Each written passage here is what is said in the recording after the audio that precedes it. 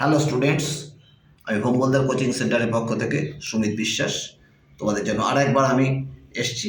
এখন সব মাধ্যমিক পরীক্ষার সাজেশন আমি দেওয়া শুরু করে দিয়েছি।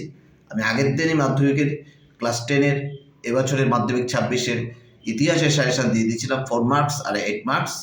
আজকে আমি মাধ্যমিক ইতিহাসের দিচ্ছি ক্লাস 10 মাধ্যমিক 2026 ইতিহাস সাজেশন 2 মার্কস আর ম্যাপ পয়েন্টিং। এইগুলো সমস্ত পড়ে গেলে পরে আশা করি তোমরা সমস্ত প্রশ্ন উত্তর লিখতে পারবে।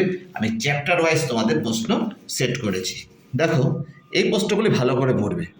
কি কি ফার্স্ট চ্যাপ্টার থেকে পড়বে? নতুন সামাজিক ইতিহাস কি, নিম্নবর্গের ইতিহাস চর্চা কি, সংবাদপত্র সাময়িক পত্রের মধ্যে পার্থক্য লেখো, ইতিহাসের উপাদান হিসেবে ফটোগ্রাফির গুরুত্ব লেখো, 1878 খ্রিস্টাব্দে সরকার কেন সোমবার প্রকাশ পত্রিকা সাময়িকভাবে বন্ধ করে দেন, আঞ্চলিক ইতিহাস গুরুত্বপূর্ণ কেন, 1911 খ্রিস্টাব্দ কেন গুরুত্বপূর্ণ, পরিবেশের ইতিহাসের গুরুত্ব লেখো, 1911 খ্রিস্টাব্দে খেলার ইতিহাস আর কি। এইসব 2 নম্বরে কোশ্চেন। এবার সেকেন্ড চ্যাপ্টার থেকে করবে, দেখো কি কি।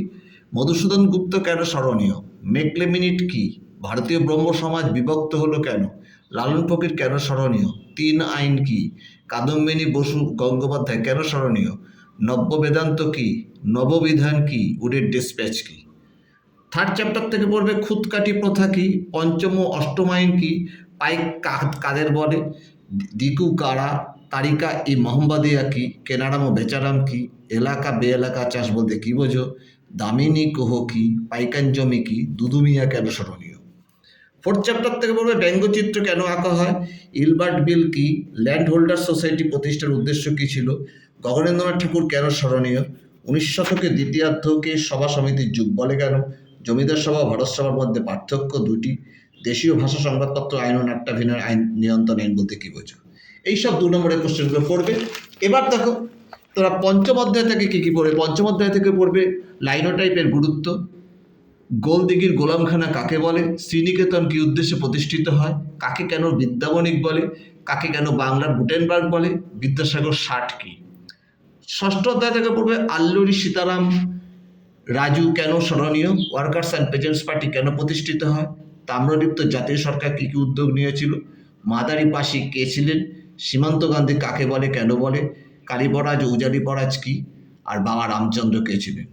সপ্তম অধ্যায় থেকে পড়বে, দেখো তোমরা, কার্লাইল সার্কুলার কেন জারি হয়, স্বদেশীয় বয়কট কি, কোমাগাতামারু কি, পুনা চুক্তির সত্য লেখক, কে কি উদ্দেশ্যে সত্য শতক সমাজ প্রতিষ্ঠা করেন, 1905 সালে 16 অক্টোবর স্মরণীয় কেন, কী কারণে নারী কর্মমন্দির প্রতিষ্ঠিত হয়। আর অষ্টম অধ্যায় থেকে পড়বে টেপসু কি, পাত্তি শ্রীরামালু কি, অপারেশন পোলো কি, পুনর্বাসনের যুগ বলতে কী বোঝো, 1950 খ্রিস্টাব্দে কেন নেহেরু লিয়াকত চুক্তি হয়, JVP কমিটি কেন গঠিত হয়, রাজাকার কারা, আর র্যাডক্লিফ কে ছিলেন, LOC কি। এই সমস্ত 2 নম্বরের প্রশ্নগুলি পড়বে।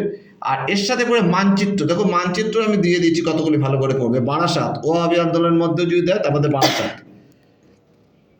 ওয়াহাবি আন্দোলনের মধ্যে দিলেও বারাসাতটা পড়ে যাবে, ওয়াহাবি আন্দোলনের মধ্যে দিলেও বারাসাত করবে। এছাড়া যশোহর নদিয়ায় নীল বিদ্রোহ কেন্দ্র দিলে পরে যশোহর নদিয়া করবে। পুনর্গঠিত রাজ্যের মধ্যে মহারাষ্ট্র, তমলুক, সাঁওতাল বিদ্রোহ এলাকা, চুয়ার বিদ্রোহ, কোল বিদ্রোহের এলাকা, এইগুলো তো সব ব্যাক পয়েন্টিং করবে।